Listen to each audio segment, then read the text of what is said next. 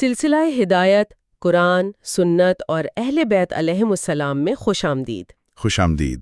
آج ہم قرآن مجید کے ایک بہت ہی خاص سورہ فیل پر کچھ تفصیلی گفتگو کریں گے۔ جی، سورہ فیل نام سنتے ہی وہ مشہور واقعہ ذہن میں آ جاتا ہے، ہاتھیوں والا واقعہ۔ بالکل، تو یہ قرآن کریم کی 105ویں سورہ ہے اور یہ مکہ مکرمہ میں نازل ہوئی۔ جی ہاں، مکی سورہ ہے۔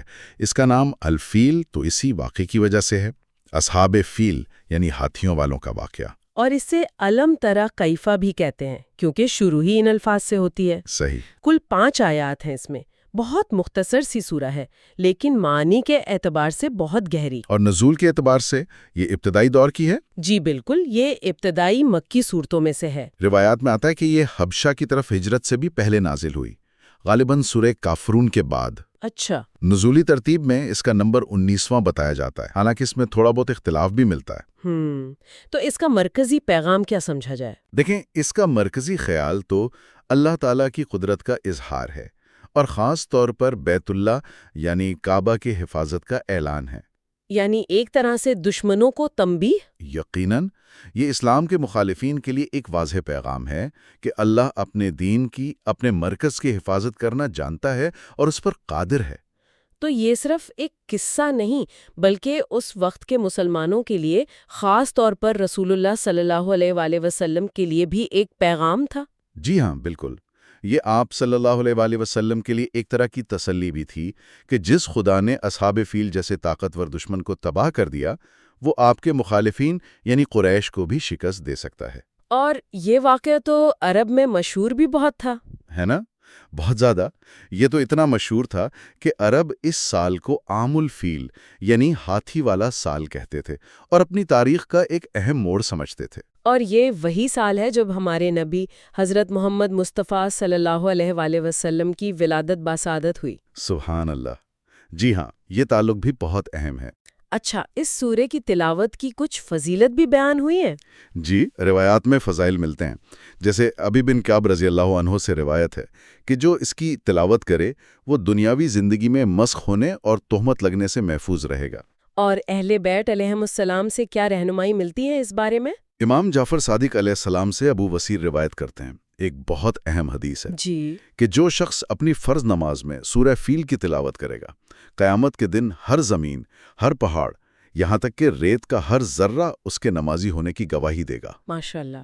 اور یہ بھی بشارت ہے کہ وہ بغیر حساب کے جنت میں داخل ہوگا اور اللہ کے محبوب اور پسندیدہ بندوں میں شمار ہوگا۔ اللہ اکبر۔ اسی روایت میں سورہ قریش کے فضائل بھی ہیں، اور یہ بات بھی قابل ذکر ہے کہ بعض علماء سورہ فیل اور سورہ قریش کو مضامین کے گہرے تعلق کی وجہ سے ایک ہی سورہ شمار کرتے ہیں۔ اچھا، جیسے سورہ ضحیٰ اور علم نشرہ؟ بالکل اسی طرح۔ اور نماز میں بھی ان دونوں کو اکٹھا پڑھنے کا حکم ہے؟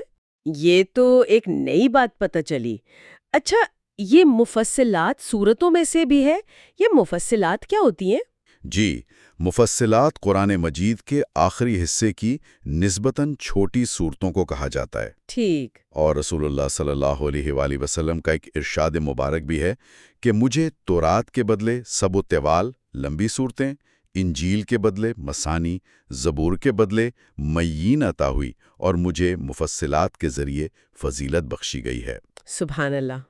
تو چلیں اب آیات کی طرف بڑھتے ہیں اور دیکھتے ہیں کہ اللہ تعالیٰ کیا فرما رہا ہے۔ ضرور۔ بسم اللہ الرحمن الرحیم۔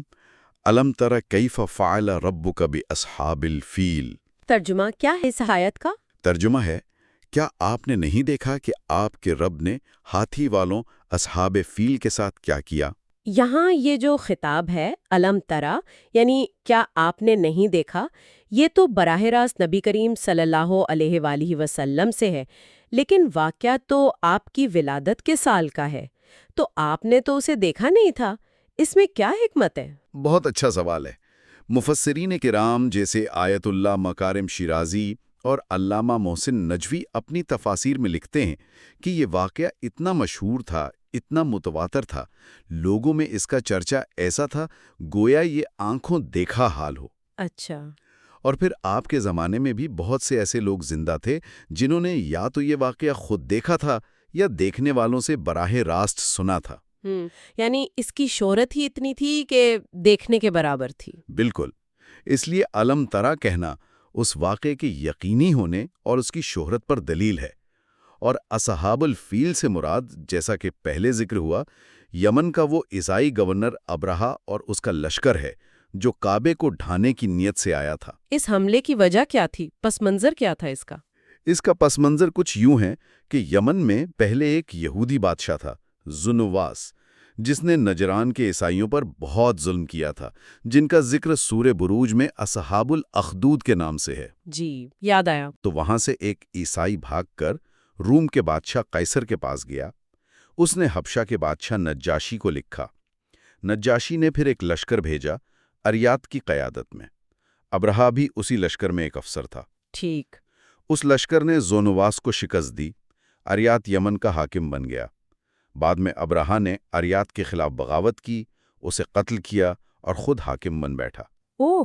نجاشی پہلے تو ناراض ہوا، لیکن ابرہا نے معافی تلافی کی، کچھ تحائف بھیجے تو نجاشی نے اسے بحال رکھا۔ پھر کعبہ پر حملے کی نوبت کیسے آئی؟ ابرہا نے یمن کے دارالحکومت صنعا میں ایک بہت ہی عالیشان گرجا گھر بنوایا، القلیس نام کا، بہت بڑا، بہت خوبصورت۔ اس کا مقصد یہ تھا کہ عرب جوگ در جوگ حج کے لیے کعبہ جاتے ہیں، ان کا رخ کعبہ سے موڑ کر اس گرجے کی طرف کر دیا جائے۔ اچھا، یعنی ایک طرح سے مذہبی اور معاشی مرکز تبدیل کرنا چاہتا تھا۔ بالکل۔ اس نے مبلغ بھی بھیجے، لیکن عربوں کا کعبہ سے جو تعلق تھا، حضرت ابراہیم علیہ السلام کی نسبت سے جو محبت تھی، وہ بہت گہری تھی، انہوں نے اسے قبول نہیں کیا۔ پھر یہ ہوا کہ روایات مختلف ہیں، کسی عرب نے یا قریش کے کسی نوجوان نے اس گرجے کی بے حرمتی کر دی۔ اوہو!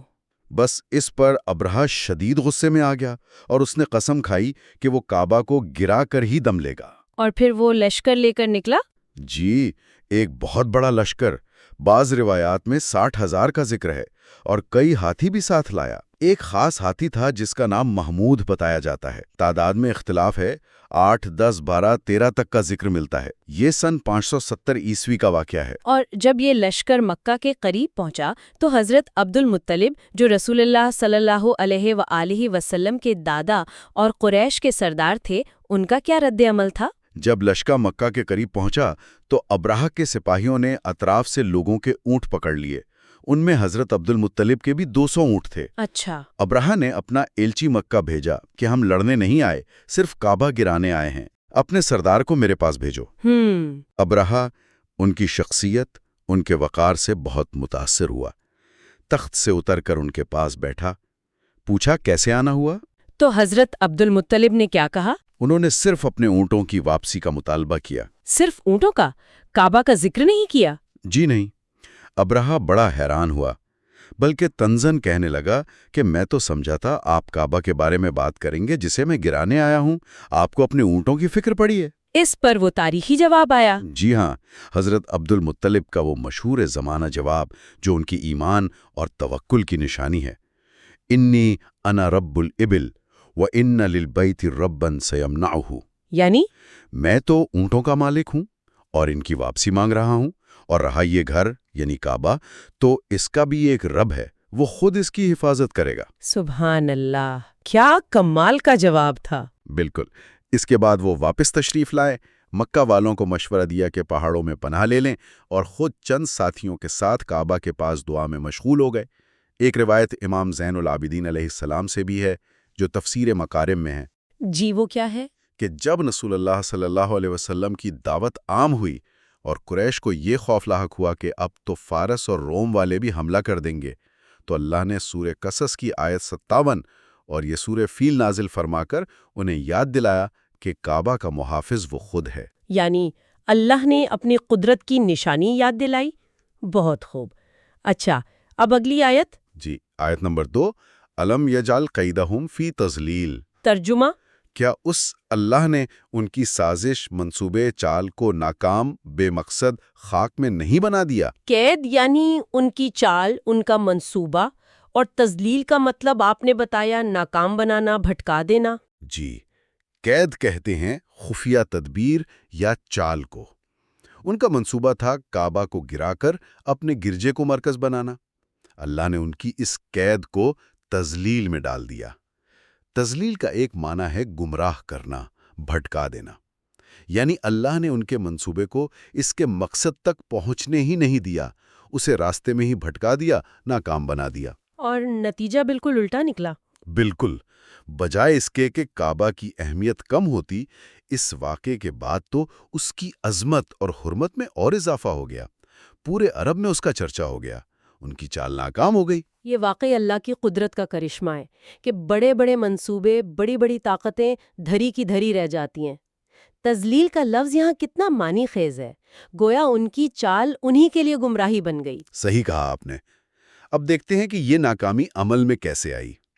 آیت نمبر 3، وَأَرْسَلَ عَلَيْهِمْ طَيْرًا أَبَابِيلَ، اور ان پر پرندے بھیج دیے جھنڈ کے جھنڈ۔ یہ ابابیل کا کیا مطلب ہے؟ کیا یہ کسی خاص قسم کے پرندے تھے؟ نہیں، ابابیل پرندوں کی کسی خاص قسم کا نام نہیں ہے، یہ ان کے آنے کی کیفیت بیان کر رہا ہے۔ ابابیل کا مطلب ہے گروہ در گروہ، پے در پے آنے والے جھنڈ۔ اچھا، یعنی بہت بڑی تعداد میں لگاتار؟ جی، یہ پرندے سمندر کی طرف سے، بحیرہ احمر کی طرف سے آئے تھے۔ ان کی شکل و صورت کے بارے میں کہا گیا ہے کہ وہ کوے یا چیل جیسے تھے۔ اور یہ کب آئے؟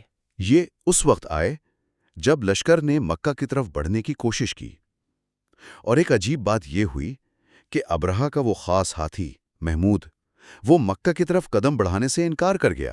ہے؟ وہ رک گیا؟ جی، بالکل بیٹھ گیا۔ اسے یمن کی طرف موڑتے تو چل پڑتا، مکہ کی طرف کرتے تو بیٹھ جاتا۔ ابرہہ اور اس کے لوگ بڑے حیران ہوئے۔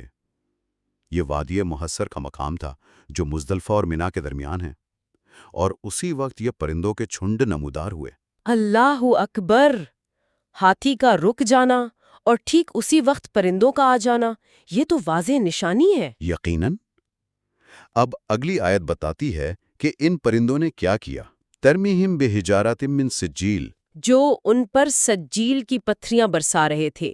یہ سجیل کے پتھر کیسے تھے؟ مطلب کیا خاصیت تھی ان میں؟ سجیل کے بارے میں مفسرین کہتے ہیں کہ یہ شاید فارسی لفظ سنگ گل سے بنا ہے، یعنی پکی ہوئی مٹی کے سخت پتھر۔ پکی ہوئی مٹی؟ جی، اور یہ کنکریاں بہت چھوٹی تھیں، چنے یا مسور کے دانے کے برابر۔ اتنی چھوٹی؟ تو ان سے اتنا بڑا لشکر کیسے تباہ ہو گیا؟ یہ تو حیرانی کی بات ہے۔ یہی تو اللہ کا معجزہ ہے۔ ہر پرندے کے پاس 3 کنکریاں تھیں، ایک چونچ میں اور 2 پنجوں میں۔ اچھا۔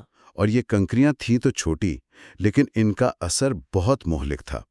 تفاسیر میں آتا ہے کہ یہ کنکری جس فوجی کو لگتی تھی اس کے جسم میں سوراخ کر کے گزر جاتی تھی، یا بعض روایت کے مطابق اس کا جسم اندر سے گلنا سڑنا شروع ہو جاتا تھا، خون اور پانی کی طرح بہنے لگتا تھا۔ انا للہ و انا الیہ راجعون، یعنی اللہ تعالیٰ نے کتنی معمولی چیز سے کتنا بڑا کام لے لیا۔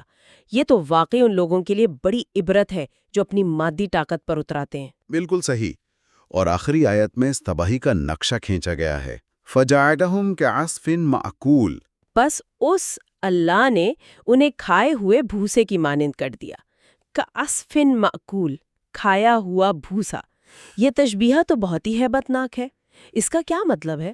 عصف کے کئی معنی آتے ہیں۔ بھوسا، کھیتی کے وہ سوکھے پتے جو جھڑ جاتے ہیں، یا غلے کا وہ چھلکا جس میں سے دانہ کھا لیا گیا ہو، اور معقول کا مطلب ہے کھایا ہوا۔ تو کھایا ہوا بھوسا؟ جی، یعنی وہ لشکر ایسا ہو گیا جیسے جانوروں نے چارہ چبایا ہو، روندا ہو، اور پھر اسے فضلے کے طور پر نکال دیا ہو، بالکل بے وقار، ریزہ ریزہ۔ یعنی مکمل تباہی اور بے بسی کی تصویر۔ بالکل، ان کے جسم اندر سے کھوکھلے ہو کر گر گئے، یا جیسے بھوسا ہوا میں اڑ جاتا ہے، وہ نیست و نابود ہو گئے۔ لشکر پر شدید وحشت طاری ہو گئی۔ جو کچھ لوگ بچ گئے وہ بدحواسی میں بھاگے، یمن کا راستہ پوچھتے پھرتے تھے اور راستے میں گر گر کر مرتے رہے۔ اور ابراہہ کا کیا بنا؟ ابرہہ بھی شدید زخمی ہوا، اسے کسی طرح سنہا واپس لے جایا گیا، لیکن وہ وہیں تڑپ تڑپ کر مر گیا۔ عبرتناک انجام۔ اچھا، کچھ روایت میں اس واقعے کے ساتھ چیچک، اسمال پاکس کا بھی ذکر آتا ہے۔ جی، بعض روایات میں یہ ذکر ملتا ہے کہ عرب میں پہلی بار چیچک کی وبا اسی سال پھیلی۔ یہ ممکن ہے کہ ان پتھریوں کا اثر کچھ چیچک جیسا ہو، جیسے جسم کا گلنا یا خون پیپ کا بہنا، لیکن یہ حتمی طور پر نہیں کہا جا سکتا کہ وہ چیچک ہی تھی، جیسا کہ تفسیر مکارم میں بھی اس طرف اشارہ ہے۔ اصل بات ان کی مکمل اور عبرتناک تباہی ہے۔ تو خلاصہ یہ کہ اس سورہ سے جو اہم ترین اسباق ملتے ہیں وہ ہے اللہ کی مطلق قدرت، اس کا اپنے گھر یعنی کعبہ کی حفاظت کا اہتمام، اور تکبر اور غرور کا بدترین انجام۔ بالکل، اور یہ واقعہ اتنا غیر معمولی تھا، جیسا پہلے ذکر ہوا، کہ عربوں نے اسے اپنی تاریخ کا نقطۂ آغاز بنا لیا، عام الفیل، اور یہ ہمارے پیارے نبی صلی اللہ علیہ وآلہ وسلم کی ولادت کا سال بھی تھا۔ اس معجزے کی نوعیت پر بھی تھوڑی بات ہو جائے، یہ باقی عذابوں سے کیسے مختلف تھا؟ یہ ایک اہم نقطہ ہے۔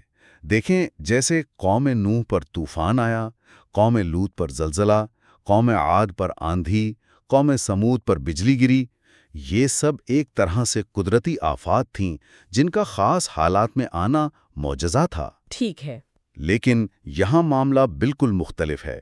خاص قسم کے پرندوں کا آنا، ایک خاص لشکر کو نشانہ بنانا، ان کے پاس خاص قسم کی کنکریاں ہونا، ان کنکریوں کا خاص طریقے سے تباہی پھیلانا، یہ سب چیزیں سراسر مافوق الفطرت ہیں، یعنی خارق عادت امور ہیں۔